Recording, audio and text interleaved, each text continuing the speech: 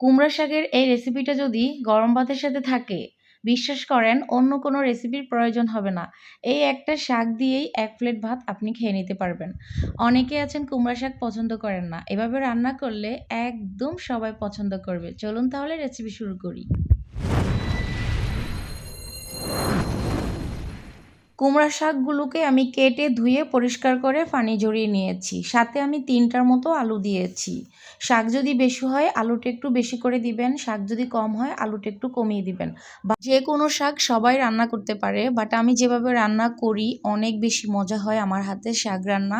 তাই ভাবলাম আমি শেয়ার করে ফেলি আমার ইউটিউব চ্যানেলে, যেন অন্যরাও এভাবে রান্না করে খুবই মজা করে খেতে পারে। চলেন আমি একটা এখন ফ্রাই প্যান নিয়ে নিচ্ছি। তো ফ্রাই প্যানের মধ্যে আমি সবগুলো শাক দিয়ে দিব। শাক রান্না করতে পারে না এমন কোনো মানুষ নেই। বাট আমি যেভাবে দেখিয়েছি এভাবে একবার হলেও রান্না করবেন, অনেক মজা খেতে।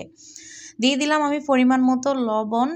কুমড়া শাকটা কিন্তু আমাদের যেকোনো কষা জাতীয় জিনিসকে হজম করতে সাহায্য করে। আপনার যখনই কোনো কষার প্রবলেম হবে, কোষ্ঠকাঠিন্য যাদের আছে তারাই কুমড়ার শাক রান্না করে বেশি করে পানি খেয়ে ফেলবেন। দেখবেন পরের দিন আপনার বাথরুম একদম ক্লিয়ার হয়ে গেছে। তো যাই হোক, কথা বলতে বলতে এখানে আমি দিয়ে দিলাম পেঁয়াজ, তারপরে হচ্ছে পেঁয়াজ কুচি, রসুন কুচি, কাঁচামরিচ কুচি, পরিমাণ মতো লবণ, আর দিয়ে দিচ্ছি শাকটাকে সিদ্ধ করে নেওয়ার জন্য পরিমাণ মতো একটু পানি। শাক থেকেও অনেকটা পানি বের হবে, আমিও একটু কিছু দিলাম। এখন বসিয়ে দিলাম চুলায়। তো নাড়াচাড়া করে শাকটাকে আমি একদম ভাজা ভাজা করে নিব। আর খেয়াল রাখবেন শাকের থেকে যে পানিটা বের হবে, আপনাদের শাকটা যদি সিদ্ধ হয়ে যায়, অনেকে আছে কি করেন শাক, যে কোনো শাক এভাবে সিদ্ধ করতে দিয়ে পানিটাকে ছেঁকে ফেলে দেন। পানিটার মধ্যে কিন্তু সব ভিটামিন ক্যালসিয়াম যা যা থাকে শাকের সব কিছু। তো পানিটা যদি ছেঁকে ফেলে দেওয়া হয় তাহলে কিন্তু শাকের মধ্যে আর পরিপূর্ণ ভিটামিনটা আপনি পাবেন না। যেই ভিটামিনটা থাকে শাকের মধ্যে সেটা কিন্তু পাবেন না, সব কিন্তু চলে যাবে পানির সাথে। তাই চেষ্টা করবেন পানিটা কম পরিমাণে দিতে, যেন আবার এই শাকের পানি যেন শাকের গায়ে গায়ে শুকিয়ে নিতে পারেন, এইরকম টাইপের পানিটা দিবেন। তো আমার শাকটা দেখেন কি সুন্দর ঝরঝরে হয়ে যাচ্ছে, আর পানিটাও কিন্তু অলমোস্ট শুকিয়ে গেছে দেখেন। আমি যখন এরকম শাক রান্না করি বিশ্বাস করেন আমি শাক দিয়ে ভাত খেয়ে ফেলি, কারণ অনেক বেশি মজা হয়। আর শাক মাছ মাংসের থেকে শাক তো আমাদের স্বাস্থ্যের জন্য প্রচুর পরিমাণে ভালো।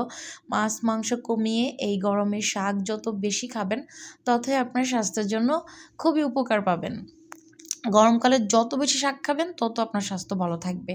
তো আমার শাকটা কিন্তু সিদ্ধ করা হয়ে গেছে। আমি কোনো রকমের কোনো পানি ছেঁকে ফেলে দেইনি, শুকিয়ে নিয়েছি। তো অন্য একটা পাত্রে ঢেলে রেখে দিয়েছি। সেই পাইপেনটাতে আমি এখন শাকটাকে বাগার দিব। তো এখানে আমি দিয়ে দিলাম পরিমাণ মতো তেল। শাক বাগার দেওয়ার সময় আমি একটু তেলটা বাড়িয়ে দেই, তাহলে আরেকটু বেশি মজা হয়।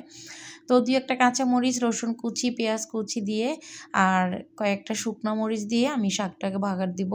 আর এটা কিন্তু আমার সরষের তেল। সরষের তেলটা দিয়ে শাকটা বাগার দিবেন। দেখবেন যে সেই স্বাদ হবে। সেই স্বাদ হবে। আর এভাবে শাক রান্না করে বাচ্চাদেরও খাওয়াতে পারবেন। ওরা একদম না করবে না। তো আমি খুব সুন্দর মতো করে এই ৩ টার মতো মরিচ দিয়ে দিলাম। আর হচ্ছে আপনারা চাইলে মাঝখান থেকে ফালি করেও দিতে পারেন। বাট আমি কাঁচামরিচ অনেক দিয়ে ফেলেছি। শাকটা বেশি ঝাল হয়ে যাবে, বাচ্চাদের খাওয়াতে পারবো না। তাই শুকনা মরিচটাকে আর ফালি করে দেইনি। তো এরকম কালার হয়ে আসলে এখন শাকটাকে এটার মধ্যে ভাগার দিয়ে ফেলবো। তো এই তো দিয়ে দিলাম, দেখেন মাশাআল্লাহ, এমন শাক থাকলে আর কি লাগে বলেন। আর এমনিতেও আমার মাছ মাংসের থেকে শাকটা একটু বেশি পছন্দ, কারণ হচ্ছে মাছ মাংসের মধ্যে হচ্ছে রোগ, যত বেশি খাবেন ততই রোগে ভুগবেন। শাক যত খাবেন তত সুস্থ থাকবেন। তাই শাকটাকে সুন্দর মতো রান্না করে একদম দৈনন্দিন জীবনের সাথে অভ্যস্ত করে নিতে হবে। অনেকেই শাক খান না, এভাবে রান্না করে টেবিলে রাখবেন, দেখবেন যে সবাই চেটেপুটে খাবে। আপুরা ভাইয়ারা কে কোথায় থেকে আমার ভিডিওগুলো দেখেন অবশ্যই কমেন্টস করে জানাবেন প্লিজ। আর ভিডিওগুলো একটু শেয়ার করে দিবেন, সবার কাছে অনুরোধ থাকবে আমার চ্যানেলটাকে সাবস্ক্রাইব করে ইনশাল্লাহ আমার ভিডিওগুলো দেখবেন, পাশে থাকবেন। আশা করি নিত্য নতুন রান্নার ভিডিও আপনারা পেয়ে যাবেন এই চ্যানেলে। ফাইনালে আমার রান্নাটা হয়ে গিয়েছে, দেখেন আমি এখন শাকগুলোকে নামিয়ে পরিবেশন করে আপনাদেরকে দেখাবো যে কতটা সুন্দর হয়েছে।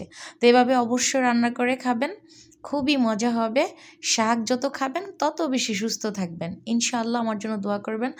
একদম সব ধরনের সহজ সহজ রান্নার রেসিপিগুলো আমি আপনাদের সাথে শেয়ার করব। আপনারা আমার ভিডিওগুলো শেষ পর্যন্ত দেখবেন, আপনাদের মতামত জানাবেন, কে কোথায় থেকে আমার ভিডিওগুলো দেখেন, কার কাছে কেমন রেসিপি ভালো লাগে অবশ্যই কমেন্টস করে জানাবেন। আজকের মতো বিদায় নিয়ে নিব। সবাই এই গরমে নিজের খেয়াল রাখবেন, সুস্থ থাকবেন। দেখা হবে অন্য ভিডিওতে। আল্লাহ হাফেজ।